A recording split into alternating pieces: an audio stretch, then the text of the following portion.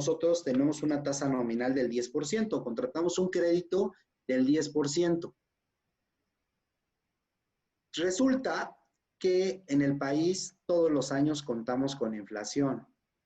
En los últimos años realmente la inflación ha sido muy controlada, sobre todo por aquellas personas que ya tienen una edad más importante, como su servidor. Recordarán que hubo periodos en los cuales la inflación llegó a tener niveles que crecía la inflación un 30, 40% mensual, y en verdad, o sea, eran inflaciones de locura. Llegabas en la mañana, comprabas el arroz a 10 pesos y en la tarde ya estaba en 35, ¿no? Entonces, tenías una inflación gigantesca en épocas de Miguel de la Madrid y en esos gobiernos. Hoy en día realmente estamos hablando de que la inflación se mueve en tasas del 3, del 5, ya cuando subimos del 5% ya es una inflación alta y aún así a veces nos espantamos, pero realmente nos movemos en esos niveles, ¿no? Actualmente. Entonces, supongamos que nosotros tuviéramos una inflación del 5%, hablamos de que tenemos una tasa nominal del 10%, nosotros le tendríamos que descontar la inflación y en ese momento hablamos de una tasa real.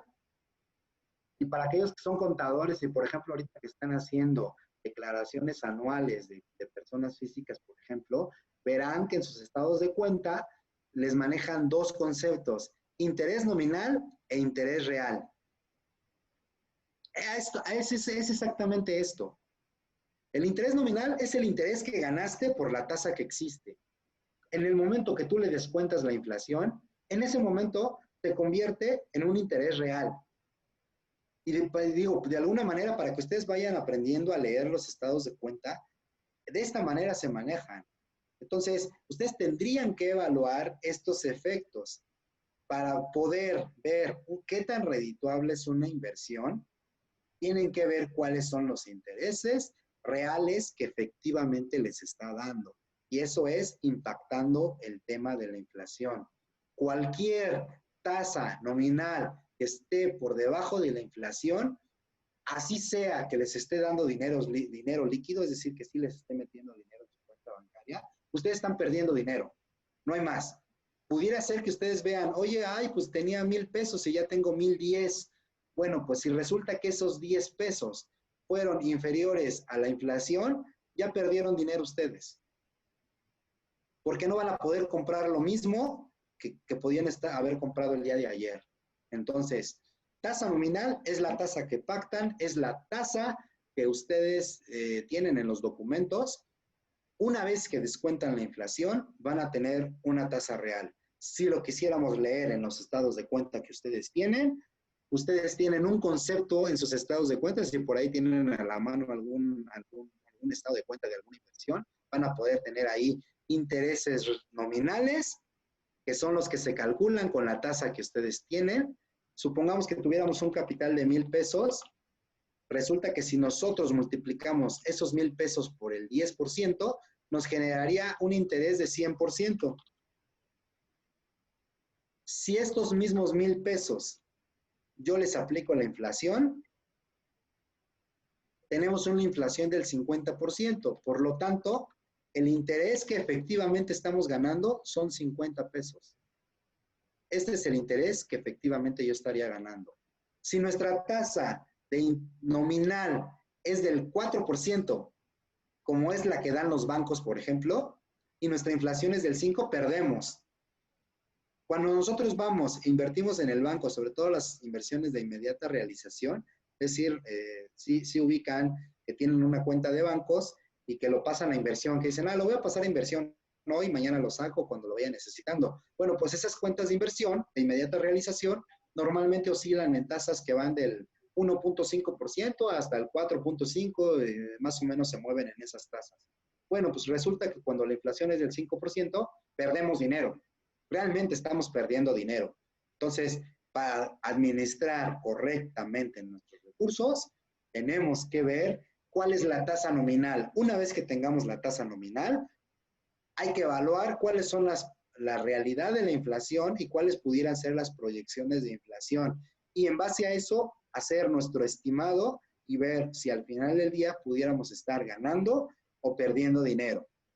Ya el simple hecho de que no tomen en cuenta esto, pudieran tomar una decisión incorrecta y en lugar de hacerle ganar dinero, pueden ir todos bien contentotes y decirle a su cliente o a su patrón, ¿sabes qué? Pues mira, obtuvimos el 4% de estos 10 millones que teníamos ahí parados.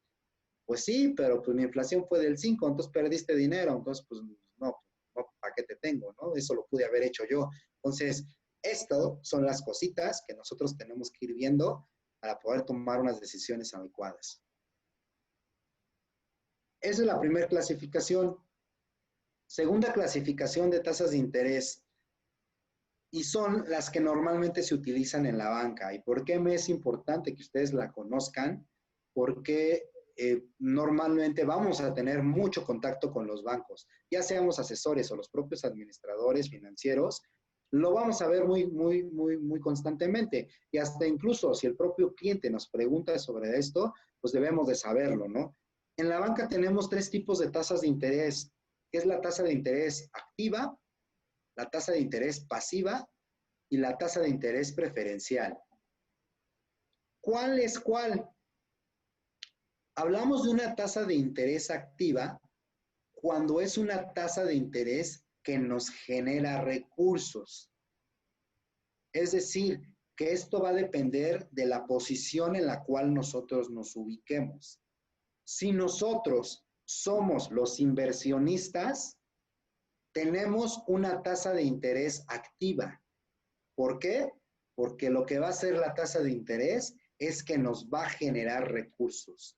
Entonces, si oímos en un banco que nos dicen, oye, tú tienes una tasa de interés activa del 10%, quiere decir que tú tienes inversiones en ese banco y quiere decir que eso te está generando dinero. Entonces, esa se refiere a una tasa de interés activa. Entonces, cuando hablamos de tasas de interés activo, me voy a regresar aquí para que ustedes también vayan haciendo su cuadrito. Cuando hablamos de una tasa activa, estamos hablando de que nosotros tenemos inversiones en el banco y que esto nos va a generar recursos, ¿no? Estos serían los 3 elementos a tomar en cuenta cuando tenemos una tasa activa. Ahora bien, si nosotros tenemos una tasa pasiva, estamos hablando de que nosotros contratamos deuda, es decir, pedimos prestado. Si nosotros, si escuchamos que el banco dice, oye, tienes una tasa pasiva del 15%, quiere decir que ellos nos prestaron dinero a un 15%. Y eso lo que va a hacer es que obtuvimos financiamiento y tenemos que pagar intereses. A esto nos referimos cuando hablamos de una tasa pasiva.